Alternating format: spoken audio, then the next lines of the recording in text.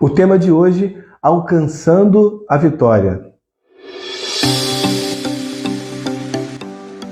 Esse tema é um tema que, como eu disse inicialmente, né, é um tema que frustra algumas pessoas, porque para algumas pessoas essa palavra vitória, ela soa de uma forma totalmente diferente do que a gente vai tratar hoje. Por exemplo, vitória para algumas pessoas é alcançar um carro zero, é conquistar uma casa própria, é conquistar um salário bom, né, uma estabilidade financeira. E tudo isso que eu falei aqui são coisas extremamente importantes para a nossa vida, mas não é isso que define a nossa vitória ou a vitória, né, como cristão.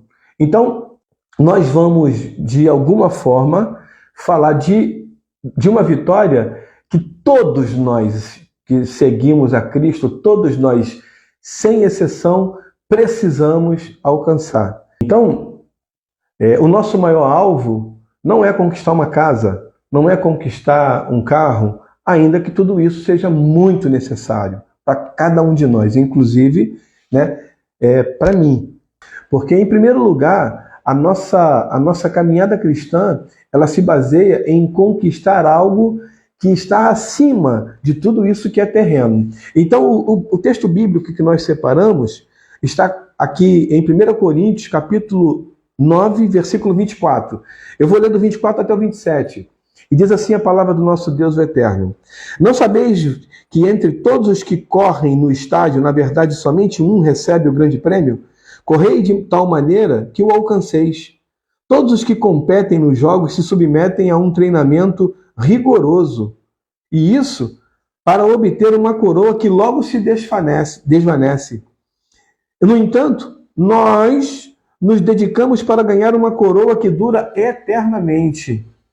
Portanto, não corro como quem corre sem alvo, e não luto como quem apenas soca o ar, mas esmurro meu próprio corpo e faço dele meu escravo, para que depois de haver pregado aos outros, eu mesmo não venha a ser reprovado. Então, o apóstolo Paulo aqui, ele inicia esse texto que ele escreve à igreja de Corinto de uma forma muito clara, porque tudo isso que ele fala aqui inicialmente era algo conhecido. Esse esporte, a corrida, era conhecido na sua época. Então, orientar a igreja com algo que é contextualizado, que as pessoas se familiarizam, é algo tremendo, porque é didático.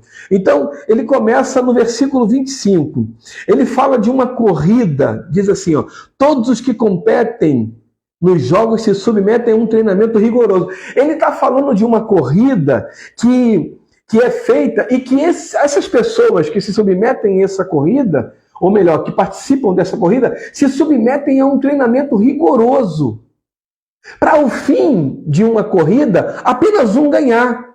E ganhar uma coroa que logo se desfaz com o tempo. Então ele estava mostrando, ele fez uma comparação de uma corrida, né, de um atleta, com uma corrida de um crente na caminhada cristã. Ele diz, esses atletas se submetem a um rigoroso treinamento para ganhar uma coroa. Apenas um ganha essa coroa, né, esse prêmio principal. A medalha de ouro, vamos dizer assim, né? Numa Olimpíada, 3 vão ganhar medalhas, mas apenas um vai ganhar medalha de ouro. Então, o prêmio maior, medalha de ouro, apenas um vai ganhar.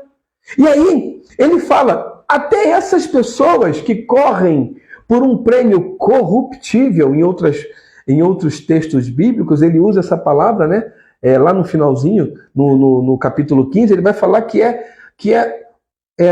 algo corruptível. E até essas pessoas que correm para alcançar um prêmio que é corruptível, elas se submetem a um treinamento muito rigoroso. Aí ele conclui, nós nos dedicamos para ganhar uma coroa que dura eternamente. Então, a nossa caminhada cristã, a nossa submissão ao processo dessa caminhada deve ser com muito mais intensidade, deve ser com muito mais entrega, com muito mais renúncia. Porque se nós entendermos que aqueles que se submetem a uma corrida terrena, eles eles se submetem a um treinamento tão rigoroso que dirá nós que corremos em busca da coroa da vida, a vida eterna. Nós temos que nos dedicar ainda mais do que essas pessoas, esses atletas. E é essa comparação que o apóstolo Paulo faz. E aí ele continua, no versículo 25, na parte A, diz assim, no versículo 26, diz assim, portanto, não corro como quem corre sem alvo. O apóstolo Paulo, ele tinha um objetivo, ele tinha um alvo, ele não corria de qualquer maneira, ele não corria como quem corre uma corrida assim, sem saber aonde está indo. Uma frase que eu não sei de quem, não é minha, provavelmente é de alguém que fala em algum livro, eu não lembro, na internet talvez, mas a frase diz assim: quando você não sabe para onde você quer ir, qualquer lugar serve. Quando você não tem objetivo, o que você conquistar tá bom. Quando você não tem alvo, você não sabe o que seria melhor, ou o que você estaria, do que você estaria de fato em busca.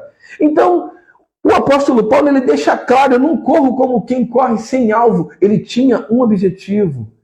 Então, aí eu entendo que o sofrimento que o apóstolo, os sofrimentos que o apóstolo Paulo viveu, ele não considerava, porque ele tinha um alvo. Então ele mesmo diz: nem olhos viram, nem jamais penetrou no coração do homem, nem ouviram o que Deus tem preparado para aqueles que o amam. Então o apóstolo Paulo julgava que tudo aquilo que acontecia à sua volta era leve e momentânea tribulação. Ele disse leve e momentânea. E eu sempre digo, não é leve porque é leve porque ela é suportável. Eu e você vivemos leve e momentâneas tribulações. Eu e você carregamos de vez em quando algumas situações difíceis, mas que são suportáveis, porque nós não estamos sozinhos nessa caminhada. O Senhor está conosco. E ele diz, leve e momentânea, ou seja, tem prazo de validade.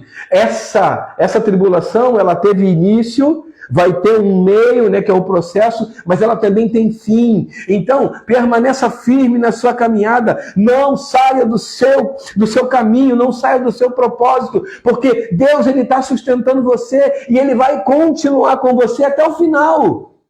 E aí o apóstolo Paulo continua dizendo assim, no versículo 27, mas esmurro meu próprio corpo e faço dele meu escravo, para que, depois de haver pregado aos outros, eu mesmo não venha a ser reprovado. Esse texto, ele está dizendo que ele prega, que ele fala, mas que ele também vive aquilo que ele estava pregando. Por quê?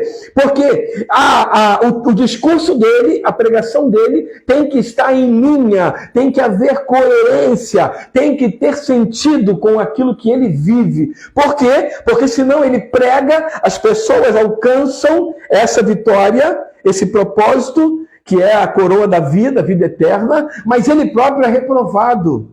Então, ele vivia uma vida de renúncias, ele vivia uma vida em que ele sabia que de vez em quando ia apertar um pouco o sapato, mas ele estava firmado não naquilo que ele estava vendo, mas ele estava firmado no Senhor, o autor e o consumador da sua fé.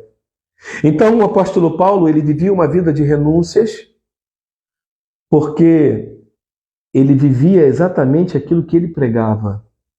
Ele não falava para alguém, não, seja forte, não desista, porque ele no meio do caminho ele desistia. Não. No capítulo 14, livro de Atos, ele chega a ser dado como morto, mas ele se levanta e fala, e exortando-os a permanecer firme na fé, porque por muitas tribulações importa que entremos no reino de Deus. Então o apóstolo Paulo era aquela pessoa que vivia as suas intempéries, mas ele permanecia firme, ele sabia qual era o alvo, ele sabia para onde estava indo. Aí a pergunta que eu faço para você, qual é o seu alvo? Para onde você está indo? Você sabe qual é a sua identidade? Você sabe o que te aguarda após a sua partida ou após a volta de Cristo? É nisso que temos que estar com os nossos olhos fixados. A nossa consciência, a nossa fé, o nosso coração não pode estar olhando apenas para aquilo que está acontecendo à nossa volta. Eu não estou falando que você vai viver como uma pessoa, eu não sou desse mundo. Não. Você está nesse mundo, vai viver situações nesse mundo, situações que vão trazer dor, sofrimento, mas, apesar de tudo isso, o nosso alvo não está aqui nessa terra. O nosso alvo está na eternidade, morar eternamente com Cristo. E aí o livro de Hebreus vai deixar para nós um texto que é simplesmente tremendo. Olha só o que diz Hebreus capítulo 12, versículo 1 e 2. Diz assim a palavra do nosso Deus eterno: portanto, também nós, considerando que estamos rodeados por tão grande nuvem de testemunhas, desembaraçemo-nos de tudo que nos atrapalha e do pecado que nos envolve e corramos com perseverança a corrida que nos está proposta. E como que a gente vai correr essa corrida? Dessa forma, olhando fixamente para o autor e o consumador da nossa fé, Jesus, o qual, por causa do júbilo que lhe fora proposto, suportou a cruz, desprezando a vergonha, e assentou-se à direita do trono de Deus. Então, a proposta para a minha vida e a proposta para a sua vida é correr a corrida que nos está proposta. É correr com perseverança. E eu sempre digo, você que me acompanha, você sabe, já ouviu, não é corrida de velocidade. Fique tranquilo, porque pode ser que alguém entre nós corra muito e nos deixe para trás, mas não é corrida de velocidade. É corrida de resistência. Não é quem chega primeiro, mas é quem chega. E aí quem vai chegar? Quem vai perseverar. E quem vai perseverar? Aquelas pessoas que não estão olhando para os seus problemas. Aquelas pessoas que não estão esperando um dia mágico, onde não há problemas, onde não acontece nada de ruim, onde todas as coisas dão certo, onde tudo funciona. Esse é o mundo ideal. Isso é aquilo que nós esperávamos. É a expectativa, mas eu e você, de vez em quando nos deparamos com uma realidade totalmente diferente. E é sobre isso que nós estamos falando. Ainda que eu e você estejamos em uma realidade totalmente contrária, totalmente desfavorável, os nossos olhos continuam no Senhor, fixamente olhando para o autor e o consumador da nossa fé. Só dessa forma, eu e você vamos continuar nessa caminhada cristã até chegar ao céu. É desafiador, não é algo simples, não é algo que eu vou estalar os dedos e já está tudo resolvido. Não. Mas é algo possível, porque não é sobre mim, não é sobre você, é sobre o poder de Deus que opera na nossa vida. Quando eu e você entendemos isso, os problemas eles vão continuar, mas eles não vão nos impedir de alcançar a coroa da vida proposta por Jesus.